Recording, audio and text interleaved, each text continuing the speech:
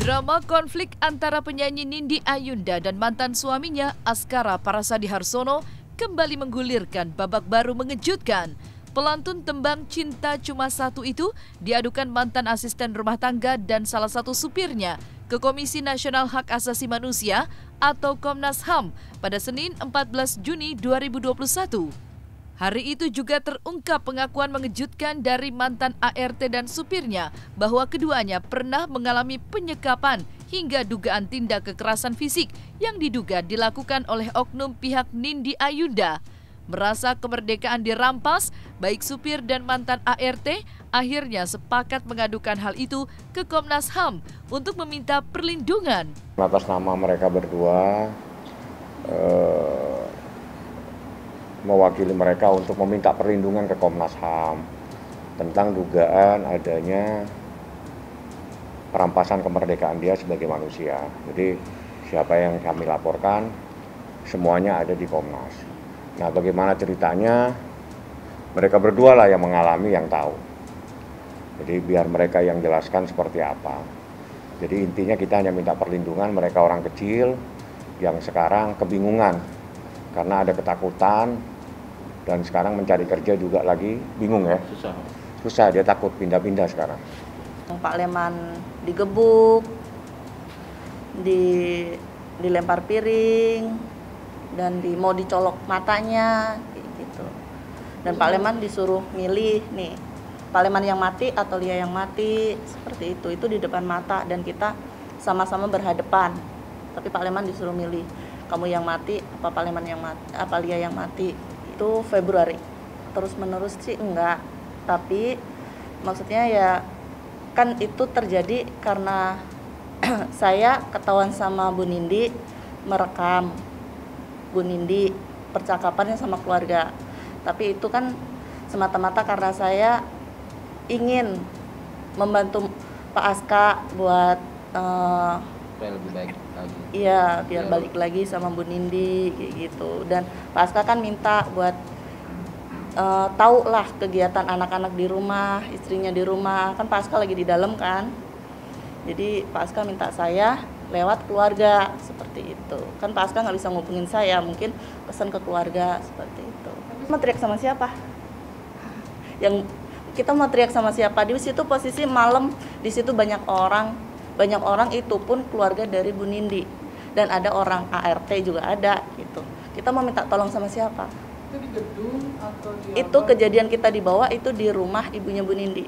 Waktu kita dibawa entah kemana, kalau kita dibawa itu bener-bener nggak tahu. Kan mata kita ditutup berdua, kita nggak tahu. Tahu-tahu itu pas dibuka mata kita di sebuah tempat, nggak tahu tempat apa, kayak tempat kosong gitu. Terus banyak, kalau yang aku, soalnya aku sama Pak Leman pertama kan beda tempat, entah di mana itu, pokoknya kita nggak tahu. Kayak pokoknya kita dibawa kayak jauh banget, soalnya perjalanan kita lama. Waktu itu sih dia berhenti mukul tuh karena saya sakit Pak Leman itu saya bener-bener dia nggak bisa napas, nih nggak bisa napas, udah teriak-teriak nggak bisa napas. Dan orang-orang itu berapa kali pukulannya Bang? Banyak kali. Ini dada di mana? Yang perutnya diinjak itu di depan mata. Sih nggak ada, iya. Itu intinya Komnas HAM udah yang bantuin kita lah.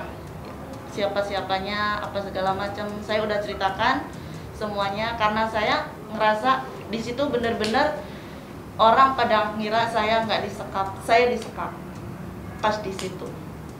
Kalau masalah dipukul, saya tahu dengan mata saya Pak Leman dipukul, mau dicolok matanya, saya dijambak, dilempar piring, semuanya itu benar. Dan saya juga minta tolongnya perlindungan tadi ke Komnas HAM gitu. Buat saya gimana ke depannya gitu kan. Ya udah, tadi saya udah laporan minta perlindungan ke Komnas HAM, kita minta perlindungan ke Komnas. Fahmi gitu. Kita sampaikan juga bahwa kejadiannya seperti apa, yang diduga seperti siapa, semuanya udah kita sampaikan. Betul. Kalau mau detail bisa dilacak aja ke Komnas HAM. Yang patut diduga siapa yang membawa senjata laras panjang siapa, Kita nggak tahu itu mainan atau bukan, yang jelas kita tidak menjustifikasi dan menuduh seseorang. Semuanya udah disampaikan langsung, oknum-oknumnya seperti apa.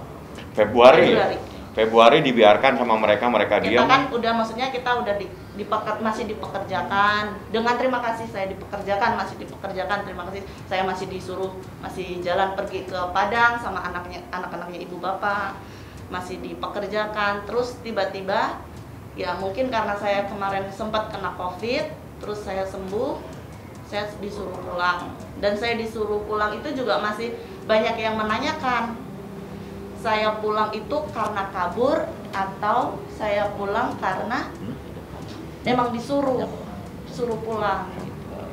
Dan setelah itu ya saya memang benar-benar ngerasa terancam banget.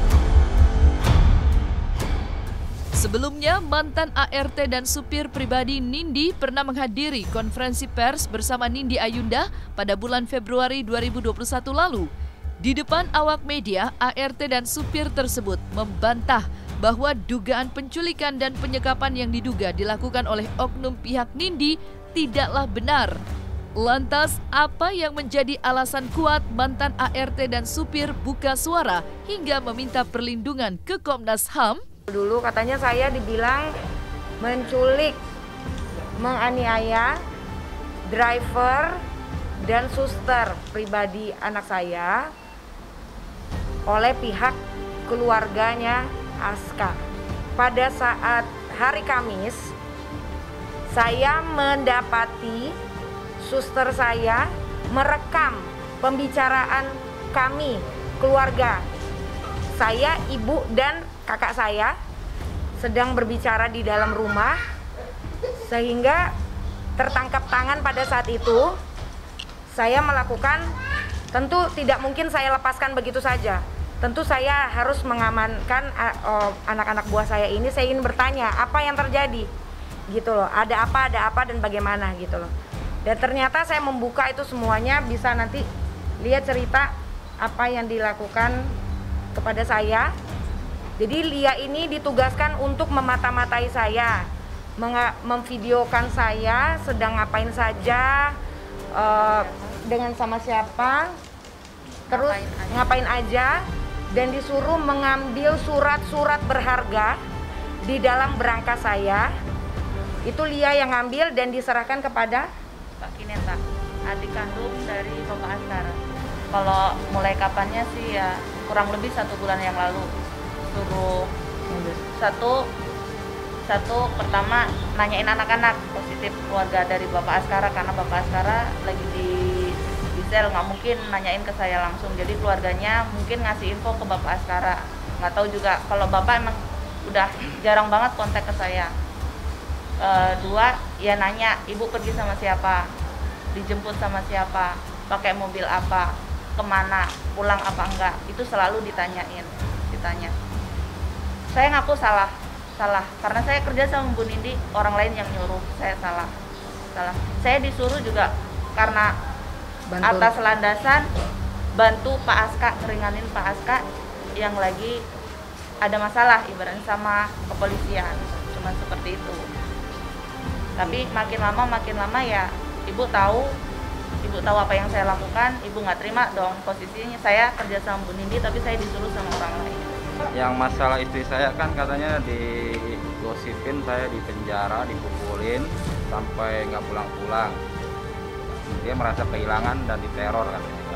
Akhirnya dia melaporkan ke Polres Jakarta Selatan tentang kehilangan saya gitu.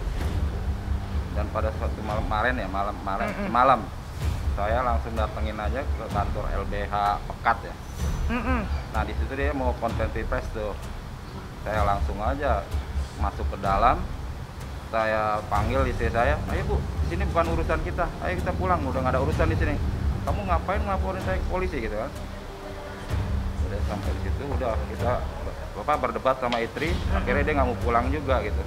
Jadi sekarang istri Pak Leman belum ketemu juga? Belum, nggak tahu kemana Bu. Berarti kan saya mereka ajak pulang kan dia nggak mau, masih nyangkal aja kalau saya ada dipermainkan masih ada di polisi gitu. Iya. Kenapa kemarin itu pas ketemu media saya nggak berani ngomong? Karena di situ saya di bawah tekanan sebenarnya. Takut Karena juga. takut ancaman sama oknum dan orang-orang itu, saya takut, bener-bener takut. Kenapa baru sekarang saya berani? Satu, saya di situ saya cuman bukan berpihak. Satu, saya dibayar sama keluarga Pak Aska, nggak ada bayaran sama sekali. Saya dari keluarga Pak Aska nggak ada bayaran. Selama ini saya nggak pernah dibayar, nggak pernah ada bayaran. Dari keluarga Pak Aska saya tidak pernah dibayar. Saya cuman dipesenin Pak Aska jaga anak saya. Sebelum ini terjadi, sebenarnya saya udah pengen resign. Tapi Pak Aska cuma nitipin anak-anak saya. Jadi semua kegiatan anak-anaknya lagi pergi kemana, saya harus ngelaporin ke keluarga Pak Aska. Biar keluarga Pak Aska menyampaikan ke Pak Aska. Karena Pak Aska kan nggak bisa komunikasi langsung sama saya. Nah, seperti itu. Takut, bukan trauma lagi, benar-benar trauma, takut. Seperti apa jadi? Ya ada ketakutan saya sendiri gitu. Takut mau keluar pergi, kemana, mau kerja. pergi, takut gitu kan. Cari kerja sana sini susah. Susah, karena tahu kan muka kita ini bekasnya Sering kali didatengin rumah mertua saya, rumah saya gitu. Jadi saya pindah-pindahan terus tuh selama ini. Makanya istri saya kan ngelapor ke Polres Jakarta Selatan, Iya. ngelaporin kehilangan saya gitu. Karena kehilangan beberapa hari. Nggak Iya. pulang, orang biasa pulang tiap hari kan kerja. Dan orang tua juga kan, aku ditelepon sama keluarga yang di sini kan ada nih ponakan yang kerja sama keluarga Pak Aska kan ada ngomong kalau Mbak Lia ini nggak ada kabar sehari semalam. Orang tua udah panik, semua udah panik, tanyain kenapa. Sementara itu, di sisi lain pihak Nindi Ayunda justru menepis tudingan penyekapan tersebut. Lewat kuasa hukumnya, penyanyi bersuara merdu itu pun memberikan ultimatum kepada kedua mantan karyawannya itu untuk segera meminta maaf. Tidak hanya itu, pihak Nindi pun kabarnya akan melaporkan mantan ART-nya ke pihak berwajib atas dugaan kekerasan fisik terhadap anak Nindi dan Askara. Lantas, seperti apakah kondisi anak Nindi terkini?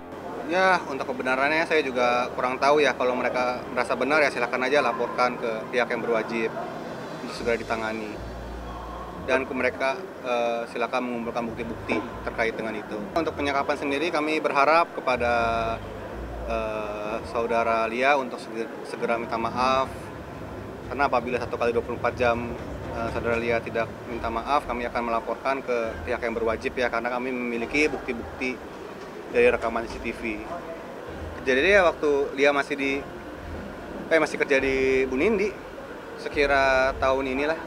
Bulannya bang mungkin? Bulannya saya juga kurang tahu persis. Untuk kondisi anaknya saya juga belum bertemu anaknya lagi semenjak bulan lalu. Jadi saya tidak tahu kondisi anaknya seperti apa. Iya, itu akan dilaporkan. Kita tunggu saja.